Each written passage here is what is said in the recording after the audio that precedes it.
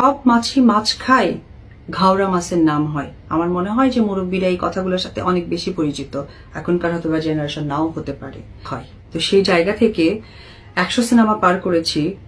আশা রাখি আমার যারা ফ্যান ফলোয়ার তো অবশ্যই জানেন, আর যারা আমার হেটার্স আছেন তারা অন্তত আমার সিনেমার সংখ্যাটা গুনে বলেন যে অপু বিশ্বাস কতটুকু কাজে আর কতটুকু কাজ থেকে পেছনে আছে। ঠিক আছে, তো সেই জায়গা থেকে আমি একটু কথাই আমি আপনাদের সাথে শেয়ার করব যে উনি স্ট্যাটাস দিলেন, হয়ে গেলাম আমি হ্যাকার।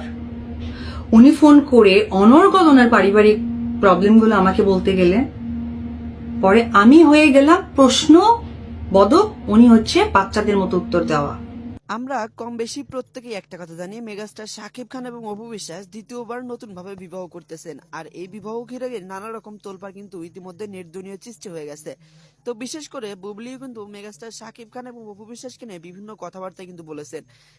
কিছুক্ষণ আগে আমি একটা ভিডিও আপলোড করছি, যেখানে বুবলিকে ফোন দিয়ে মেগাস্টার শাকিব খানের বোন কিভাবে অপমান করলো সেটা আপনারা হয়তো অনেকেই দেখেছেন বা শুনেছেন। যারা দেখেননি কাইন্ডলি ভিডিও লিঙ্ক দেওয়া থাকবে, দেখে আসবেন। এবার কথা হচ্ছে, অপু বিশ্বাস আবার লাইভে এসে যে কথাগুলো বললেন, সেই কথাগুলো আসলে কাকে তিনি বললেন বা এই কথাগুলো বলার কারণ এবার কি, বা এই কথা বলে যথেষ্ট কোনো তথ্য এখনো পাওয়া যায়নি। তবে যা শুনে মনে হচ্ছে তিনিও বুবলিকে উদ্দেশ্য করে কথাবার্তাগুলো বলেছেন। তো আপনার কি মনে হচ্ছে কাইন্ডলি কমেন্ট করে জানাতে ভুলবেন না। আর মেগাস্টার শাকিব খানের ভবিষ্যৎ যদি নতুন করে জুটি বাঁধে তাহলে কেমন হবে বিষয়টা অবশ্যই জানিয়ে যাবেন।